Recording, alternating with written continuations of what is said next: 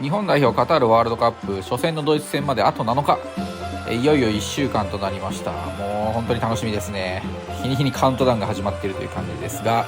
現地観戦者の方にとってはね、いろいろ準備を進めている最中ではないかなというふうに思います。それで今回のワールドカップ、非常に特徴のある大会だと思います。その3つの特徴とは、コンパクトであるということ、スマホフル活用であるということ、そして試合に新しいルールが適用されるというこの3つがあります。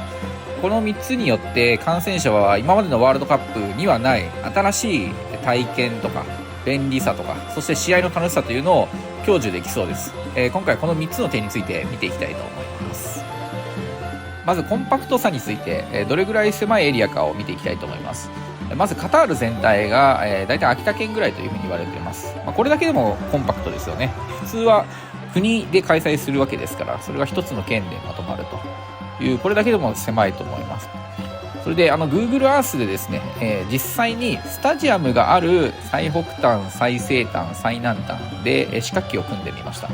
こうしてみるとですね、外周がですね131キロしかないです。つまり実際にワールドカップが行われるエリアはだいたい日本でいうと屋久島一周と同じぐらいの外周、この中に8個のスタジアムがあるということです。屋久島車で回ると、鹿とか猿とか海とか程よく眺めながらドライブすると大体3時間くらいなんですよね。この中に8個のスタジアムがあると、これだけ考えてもすごいコンパクトですね。私はロシア大会でエカテリンブルクという町でセネガル戦を見ました。これはモスクワから片道1800キロ離れています。日韓ワールドカップでもですね、例えば東京から九州に行けば1000キロぐらい離れているわけで、つまりワールドカップっていうのはそういう大会ですね。これが外周しても130キロっていうことですから、いかに狭いかってことが分かると思います。でさらにですね、ドーハ市内に大体皆さん泊まると思うんですね。 J リーグのチームでいうとですね、程よい大きさだと千葉県の柏市よりも1割ほど大きいぐらいのそんな面積です。そこに120万人とも言われる観光客が、ほぼほぼ全員飛行機で外国からやってきて、ホテルに泊まってご飯食べるみたいな、すごい密集度合いですね。柏市に120万人来るみたいな、てんやわんやだと思いますが、これが、カタールワールドカップのコンパクトさの特徴を表していると思います。でこれがですね、観戦者にとってはすごくメリットがあるなと思っています。つまりですね、32カ国のサポーターがこのドーハとか130キロ圏内に一堂に集まるということです。ワールドカップの最大の魅力はやっぱりですね、国とか宗教とか肌の色とか、そういったものを何もかも超えてですね、ポジティブに交流ができるってことです。コミュニケーションが取れるってことですね。私はロシアに行ってこれが一番感動しました。ユニフォーム着て歩いてるだけでですね、何人のロシア人に声かけられたかって感じですよね。でそれ以外の外国人の方にもたくさん声かけられました。写真も撮りましたし、対戦相手の国籍の人とはですね、お互いにグッドラックとか握手したりして、これがワールドカップの大会なんだなと、開催する最大の意味だと思いましたね。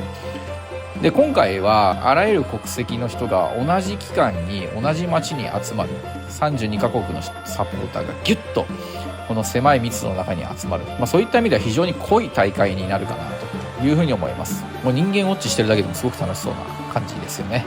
次回は2026年ですが、ここはメキシコ、アメリカ、カナダの3カ国の共催になってまして、逆にかなりかつてない広さのワールドカップになりそうですよね。なのでこのコンパクトさでワールドカップの雰囲気が楽しめるっていうのは、今回のカタール大会の最大の特徴だと思いますね。ぜひいろんな国の方と、コミュニケーションをとって楽しみたいなというふうに思います。次に2つ目の特徴ですが、スマホフル活用になったということですね。ペーパーレスになりました。ロシア大会の時もですね、チケットもビザも現物が郵送で送られてきました。ただやっぱり紛失のリスクっていうのは紙はあるんですよね。前回私は名古屋から上海経由でロシアに入ったんですが、同じ便に乗ってた日本人の方でスーツケースにチケット入れてたって方がいらっしゃいました。ロストバゲージしてしまいまして、着いた時相当慌ててましたけど、どうされたんでしょうかね。スマホでしたらこうやって紙でなくすってことはないので、持ち運び的にも楽ですし、これは相当なメリットですね。かなり便利になりました。それでこのチケットのアプリなんですが、非常によくできてるなというふうに思いました。スタジアムに入場するときはそのアプリが表示する QR コードをかざして中に入るという仕組みなんですが、実際に QR コードはですね、スタジアム近辺まで行ってアプリを立ち上げないと表示もされないという、そういう仕様になってます。なのでスクショして、転売するとかですね、そういったことが一切できないことになってます。それから後ほど出てくる、ハイヤと呼ばれるいわゆるビザのアプリとも連携してまして、これでパスポートの名前とも連携しています。でさらには複数の端末でこのアプリにログインすることはできません。ネットの力を最大限に利用してですね、偽造偽名を防止してまして、本当によく工夫されてるなというふうに思いました。これは今後の大会でもおそらく使われていく流れになるんじゃないかなというふうに思います。そしてビザですが、カタール大会ではハイヤカードと呼ばれるものです。これも専用アプリにあらかじめインストールしていくことで物理カードを持つ必要は完全になくなりました。カタールへ入国するときもスタジアムへ入るときもこのアプリさえ起動させれば OK ということです。これもかなり便利になりましたね。これもひょっとしたら次回大会以降の流れになる可能性はあります。ただこれはですね、チケットとは違いまして物理カードもリクエストすればですね、事前に送ってもらえるという仕様になっていました。実際私もワールドカップの雰囲気出すためにですね、必要ないんですけど、ユニフォーム着て上からストラップでそのカードを吊るして街中歩きたいなと思って、送ってもらいました。これをですね無料で送ってもらえるんですよね。これは非常にありがたいです。もらえなかった方もですね、実際ドーハにハイヤセンターっていうのが設けられてますので、そこに行けばもらえるようなので、よかったら旅の記念に行ってみてもいいかなというふうに思います。そんなわけでスタジアムに入るあるいは入国に必要なチケット、そしてビザがスマホだけで完結できるようになった。これはかなり便利になったというふうに言うことができると思います。そして最後3つ目、新しいルールが試合に適用されるようになりました。具体的には今まで選手枠23人だったのですが、それが26人に増えました。さらに試合中の交代枠も今までは3人でしたが今回は5人、より多くの選手が見られる、そしてより多くの戦術的な選択肢が考えられるということで、試合の魅力がさらに増しそうということが言えると思います。でそもそもですね FIFA は大きく2つの要因によって試合の質が低くなってしまうことをですね懸念してたんじゃないかなというふうに私は推測しています。一つはコロナ感染ですね。感染力の強いウイルスなので、1人かかるとバタバタとかかってしまうと。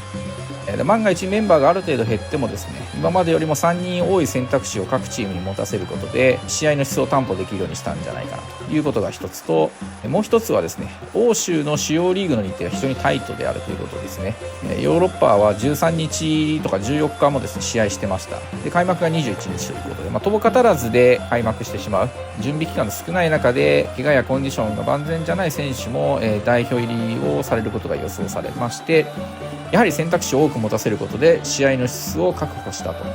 いうことが言えるかと思いますね。この選手枠と交代枠の増加によって FIFA としては試合の質を担保した。そしてファンとしては新しいルールでワールドカップを楽しめるようになりましたということで、これも非常に楽しみですね。どんなドラマが待っているか、もうより多くの選手が見れますしね、現地観戦本当に楽しみだなというふうに思います。ということで大会のコンパクトさ、そしてスマホフル活用、さらには新しいルールという3つの視点でどんな風に楽しめそうかということをお伝えしました。